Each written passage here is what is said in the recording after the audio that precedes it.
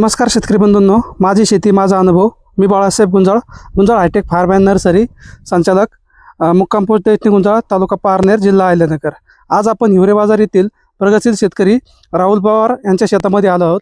त्यांनी कांदामध्ये जे काही कांदा लागवड केली होती त्यामध्ये तैवान पिंकची लागवड केली होती आणि आता साधारणतः 1-2.5 महिने होत आलेले आहेत. आणि 2.5 महिन्याचे जर कंडिशन पाहता अतिशय चांगल्या पद्धतीने झाडाला फुटवे होण्यास सुरुवात झालेली आहे. आपण एक झाड पाहणार आहोत आता या ठिकाणी. हे काय झाड आहे, पूर्ण झाडाची जर कंडिशन पाहिली तर अतिशय चांगल्या पद्धतीने सेट होऊन आता फुटवे घेण्यास सुरुवात केलेली आहेत. आणि एका झाडाला 4, 5, 6 पर्यंतचे फुटवे आहेत. आणि त्याच्यानंतर पुढचंही झाड पाहिलं तर ते बी सुद्धा अतिशय खालच्या बाजूनं त्यांनी फुटवे होण्यास तयार झालेले आहेत. त्याच्यानंतर पुढे पाहिलं तर अतिशय सुंदर पद्धतीने असे फुटवे त्या झाडांना झालेले आहेत. 2.5 महिन्याचे झाड आहेत आणि 2.5 महिन्याच्या मानाने तसं पाहिलं तर खूप चांगल्या पद्धतीने झाडांचा ग्रीप आहे. आणि आता याच्यानंतरची काय कामे करणे गरजेचं आहे ते आज आपण पाहणार आहोत. कारण की दररोज अनेक शेतकऱ्यांचे फोन येत असतात आणि फोन आल्यावर विचारत असतात की आता झाडं 3 महिने झालेत, कोणाचे 2.5 महिने झालेत, कोणाचे 4 महिन्याचे होत आले आहेत, परंतु त्याला खतं काय देणं गरजेचं आहे. त्या दृष्टीने आपल्याला त्यामध्ये काम करणं गरजेचं आहे. म्हणून आज आपण त्यामध्ये साधारणतः 3 ते 4 महिन्याची झाडं असतील किंवा 2.5 ते 3 महिन्याची झाडं असतील त्यांना आपण कोणते खतं दिले पाहिजे ते पाहणं फार गरजेचं आहे. या ठिकाणी शेतकरी आहेत, आपण शेतकऱ्यांसंग बोलणार आहेत.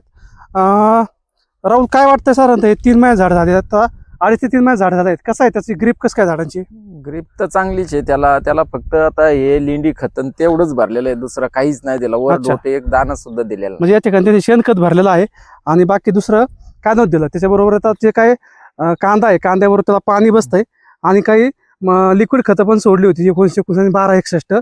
आणि याच्यानंतर आता त्यांना बेसल डोस भरायचा आहे याच्यामध्ये. तर आता त्यांना आपण सांगणार आहोत की याच्यामध्ये कोणता बेसल डोस भरणं गरजेचं आहे. कारण की झाडाची जर चांगली वाढ व्हायची असेल आणि झाडाला चांगलं बळकटी यायची असेल तर आपल्याला त्याला योग्य प्रकारचा बेसल डोस भरणं फार गरजेचं आहे.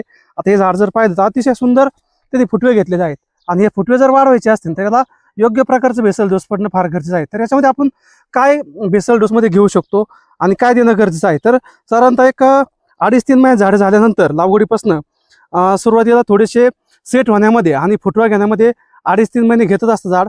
आणि ज्यावेळेस मात्र फुटवे निघतात तिथून मात्र झाडाला जोमाने वाढ चालू होत असते. आणि ही जोमाने वाढ चालू होत असताना मात्र आपल्याला योग्य प्रकारच्या खतांची गरज पडत असते. त्यामध्ये आपल्याला सगळ्यात पहिल्यांदा घ्यायचं आहे साधारणतः एका झाडाला शेणखत घेणं फार गरजेचं आहे.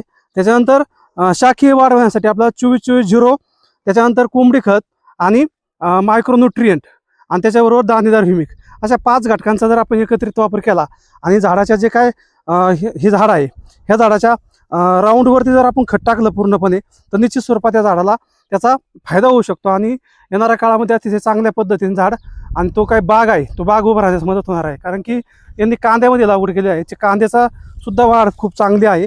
इकडे पाहिलं तर कांदे पण चांगले आहेत आणि कांद्याबरोबर झाडाची वाढ पण चांगली आहे. ते शेतकरी त्या ठिकाणी पाहत आहेत की त्यांना आता झाडाची काय कंडिशन आहे, किती कळ्या वगैरे लागतात का झाडांना आता? हो, कळ्या सगळं शॉर्टिंग केलंय, कळ्या काढून टाकायच्या, मग फुटवे ब्रँचेस तयार होतात त्या. अच्छा, म्हणजे त्याला शेंडा कधी खोडतात, किती दिवसाला खोडतात साधारणतः? शेंडा तरी बी 20 दिवसांनी शेंडा निघतोच तो. अच्छा, मग काय आता शेंडा आहे इथून मग ब्रँचेस तयार होतात, नवीन ब्रँचेस तयार होतात. कळी पण निघत असते, कळी काढून मग कळी जर काढली तर मग ब्रँचेस जास्त हे होतात. बरोबर आहे. कारण की जसं झाड वाढतंय, नवीन फुटवे फेकतंय, त्याच्यामध्ये त्यांना ब्रँचेस बरोबर काही कळ्या पण लागत असतात, ते कळ्या पण काढतात. आणि या ठिकाणी त्यांना शेणखत पण आणून टाकलेले आहेत. याच्यामध्ये मी सांगितल्याप्रमाणे 24-24-0 असेल, मायक्रोन्यूट्रिएंट असेल, कोंबडी खत असेल आणि दाणेदार ह्युमिक असेल, याचा पूर्ण ते बेसल डोस करणार आहेत. आणि नंतर झाडाच्या खोडाजवळ भरणार आहेत.